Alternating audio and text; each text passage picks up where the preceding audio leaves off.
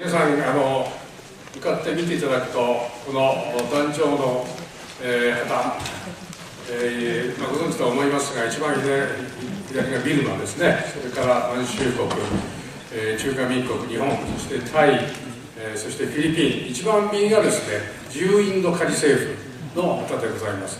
大東亜会議には、自由インド仮政府の元首でありましたスバス・チャンドラ・ボースが出席いたしまして、これはまだ領土がないけれどもということで、おそらくオブザーバーとしての出席ということになったのだと思いますけれども、非常に素晴らしい演説をボースがいたしております。皆様のお手元にあるこの大東亜会議演説集、これは一部ちょっと乱調とかもございますけれども、完璧なですね、当時の大東亜省が出しました講義演説集、オフィシャルなものをそのまま復元したものでございます。この中で後ほどこのボースの演説を読んでいただけたらありがたいと思いますが、このインドの偉大な英雄、アジアの英雄と言ってもいいと思います。このチャンドラ・ボース氏の兄弟のお孫さんでありますスルヤ・ボース先生に次にご講演をいただこうと思います。講演は英語で行われますので、その訳をですね、このスライドで、両方に、プロジェクターで出ますので、それを見ながら、ご覧いただきたいと思います。合わせてインドの小旗をお持ちの方は大いに振ってですね、スルヤ・ボース先生に、また拍手を送っていただきたいと思います。それでは、ボース先生、よろしくお願いをいたします。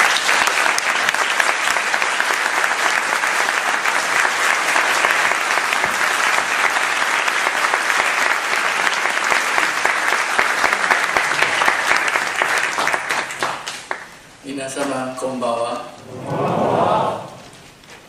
富山先生、風先生、深田先生、中条先生、玉上先生、西村先生、members of the Diet, members of the Executive Committee, Excellencies, distinguished guests, ladies and gentlemen. It is my very great pleasure to stand before you today at this historic event to commemorate the 70th anniversary of the Greater East Asia Conference. I'm indeed very grateful to the organizers of this meeting for inviting me, and I'm delighted to be back in this beautiful and friendly country and to meet my good friends Yukio, Negishi, Manzi, and a host of others again. I was here just a few months ago, and I was moved and humbled by the warm reception that was extended to me wherever I went. I'm aware that it had much to do with the deep love and respect that the Japanese people had and still have for my granduncle Netaji Subhash Chandra Bose. More than half a century ago, in December 1953, the then Foreign Minister of Japan, Mamoru Shigemitsu, wrote to my father, hailing Netaji Subhash Chandra Bose as the hero of Asia.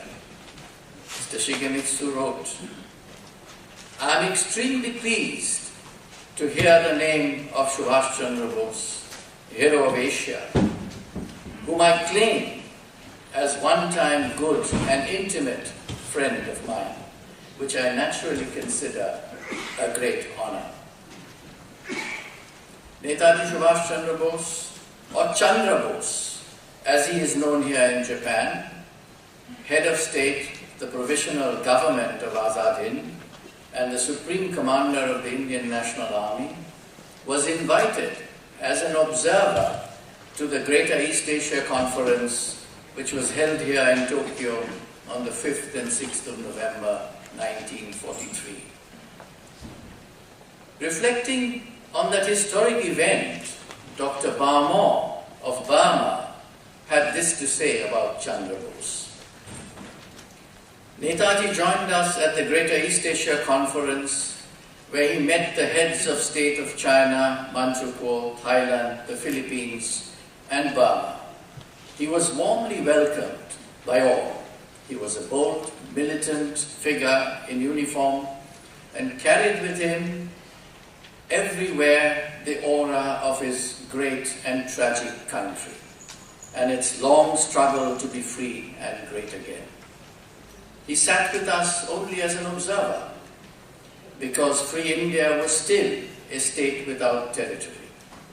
But Prime Minister Tojo soon rectified this by ceding the Andaman and Nicobar Islands to the new state. Tojo did another thing. At the final session of the conference, which was held in the presence of a large international gathering, he asked me to give the principal speech, which was to be about Netaji and the Indian cause. He said he wanted a really good fighting speech for the whole world to hear, and I promised to do my best. I really tried hard to do so. My central theme was that Asia, or any part of Asia, cannot be truly free unless India is also free. It went down much better than I had hoped, for it struck the racial chords that had already been stirred by the conference, which was the first gathering ever to take place of the nations of Asia in a completely Asian setting. Netaji replied to my speech in some of the most stirring words I've ever heard. As he went on, his voice broke and his eyes became misty. It was really a poignant, spellbound moment for all who heard him. Time passes, great and powerful men in their day come and go, and a few of them, a very few, leave behind memories which live on and even grow by themselves with the years. Such men become part of the ultimate story of their people. There is every reason to believe that Subhash Chandra Bose is among these few men. For his part, Chandra Bose, in his statement to the press on 19th June 1943, on his arrival in Japan, had said, "You may be eager to know the sentiments of Indians towards Japan. Japan was the first country that prevented the people of an alien continent from committing aggression on the Asian continent. For the past 20 centuries, India and Japan had been maintaining close cultural relations. Because of the British rule in India, these contacts were somewhat interrupted. But when India becomes free, these ties will again be strengthened. It is but natural that Indians will cooperate closely with Japan so that they may live in complete freedom in their country and shape their national destiny independently."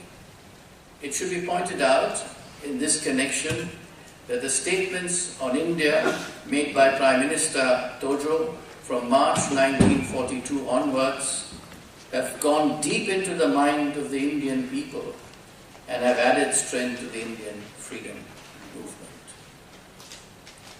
We are gathered here today not only to commemorate that historic conference which took place here 70 years ago, but also to cast our mind into the future, to deliberate on what lessons we can draw from the past and how we can build on these lessons to create a new world order for which Chandra Bose had said so many years ago that we should once again turn to the East for light.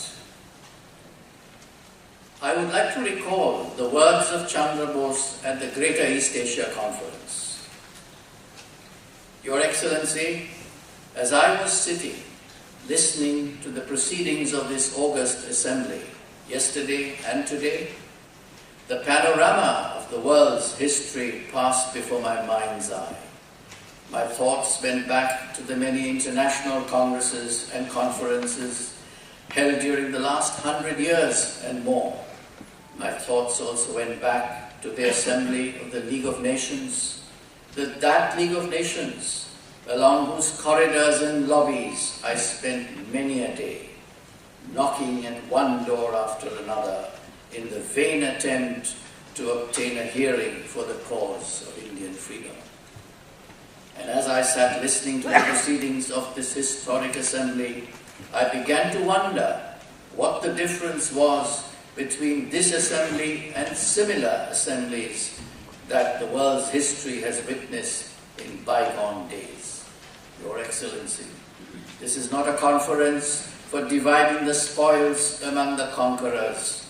This is not a conference for hatching a conspiracy to victimize a weak power, nor is it a conference for trying to defraud a weak neighbor. This is an assembly of liberated nations, an assembly that is out to create a new order in this part of the world on the basis of the sacred principles of justice, national sovereignty, reciprocity in international relations, and mutual aid and assistance. I do not think that it is an accident that this assembly has been convened in the land of the rising sun.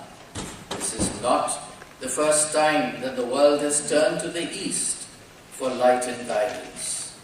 Attempts to create a new order in the world have been made before and have been made elsewhere, but they have failed. They have failed because of the selfishness, avarice and suspicion in those who had to play a leading role in the creation of a new order.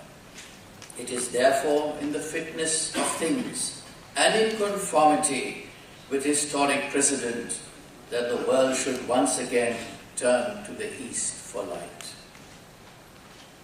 I would like to relate an interesting anecdote here. Soon after his arrival in Tokyo, Chandra Bose met a number of Japanese generals and Foreign Minister Mamoru Shigemitsu. Prime Minister Tojo, however, did not meet with him straight away and perhaps wanted to keep him waiting for a while. But the all-powerful Mitsuru Toyama, the leader of the Black Dragon Society, intervened and Tojo met Chandra Bose without further delay. We know Prime Minister Tojo was deeply impressed by him and soon after, in the presence of Chandra Bose in the Imperial Diet, promised full support for the Indian independence struggle.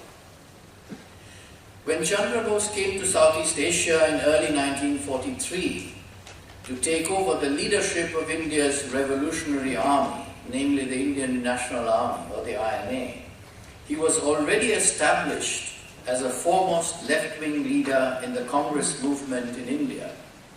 His vision extended far beyond the struggle for Indian independence.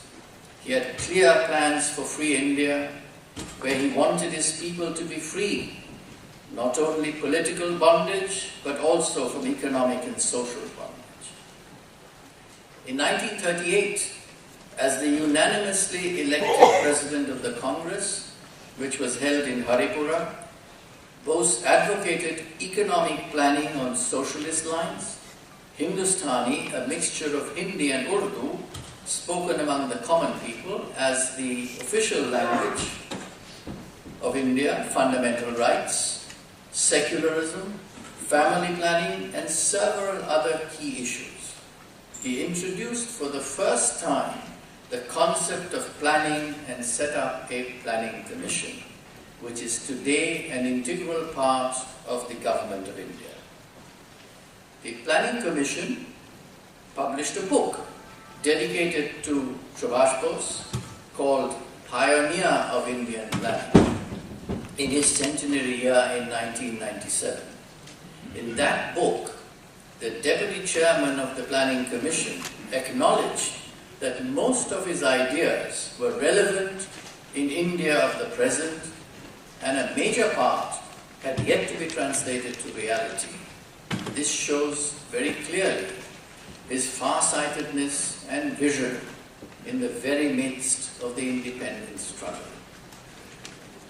In 1939, Bose suspected that the Gandhi wing of the Congress was intending to compromise on the issue of Indian independence, and so he decided to contest the Congress presidential elections for a second term. He defeated Gandhi's candidate, Pattabi Sitaramaya. After the election, when the results were out, Gandhi issued a statement. Pattabi's defeat is my defeat. But after all, Subhash Babu is not an enemy of the country. The right wing of the Congress, assisted by Nehru, was not to give up and compelled Bose to resign from the Congress presidency. Bose then formed the Forward Bloc and established the Left Consolidation Committee, comprising of all the left parties, political parties in India.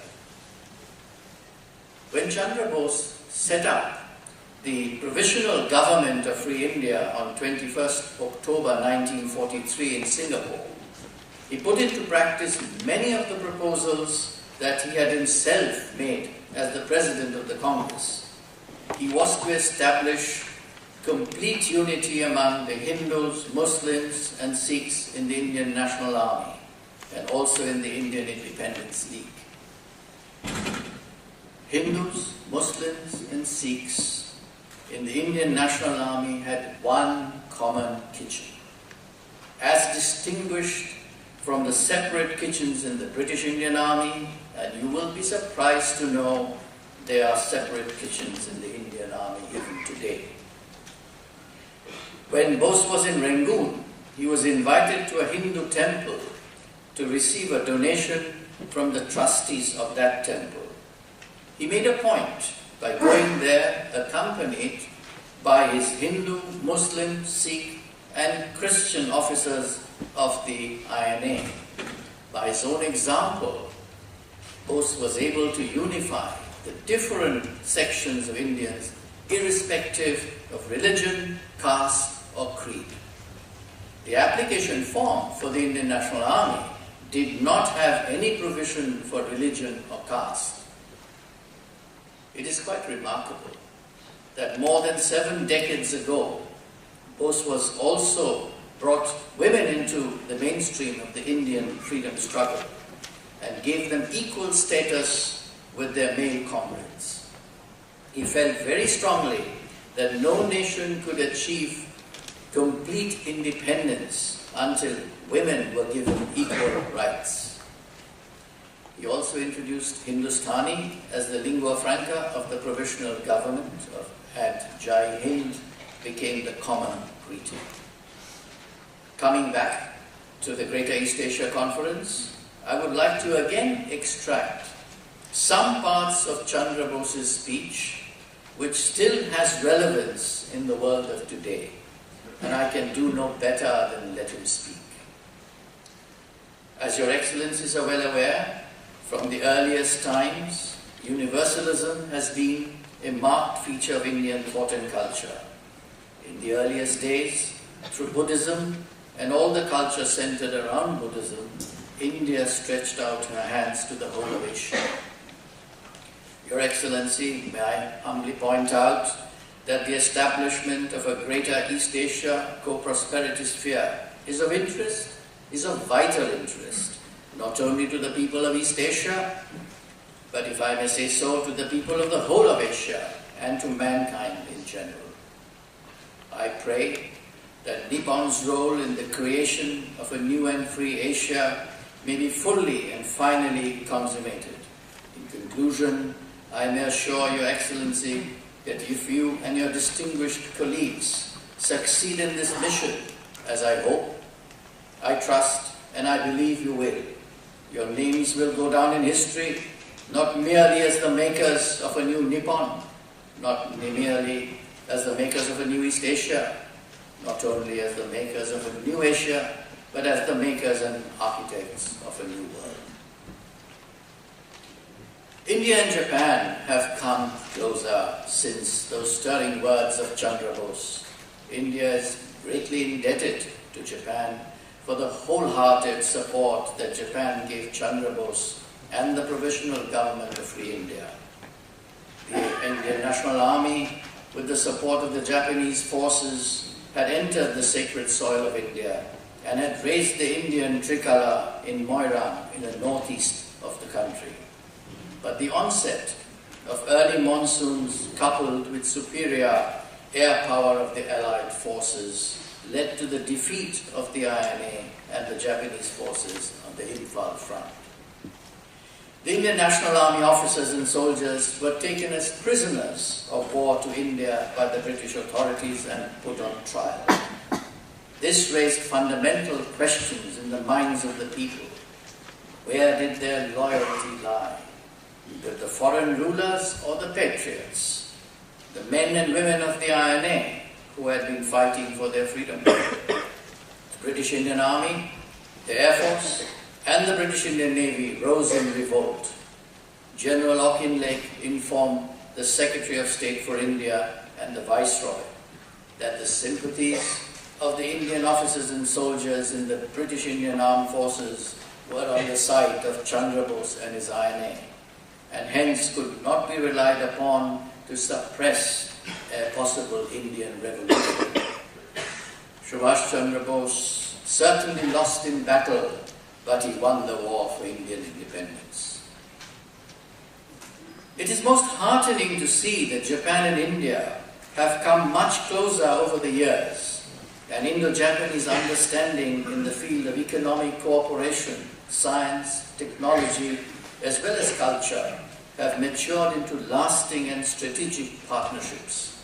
Japan has been, and still is, a source of inspiration to Indians from all walks of life. The Prime Minister of India and Japan have defined a new framework for bilateral relationship which would lead to closer ties between the two countries. We now live in a connected world, and hence close cooperation between Japanese and Indian industries would contribute to their global success. I would like to conclude by reading the last few lines from a letter written by Colonel Yamamoto to my father in 1957. I know that his, Chandra Bose's, way was nothing but for the unity of Asia and the peace of the world. May his spirit guide us as the apostle of peace. Minasama domo arigatou gozaimasu.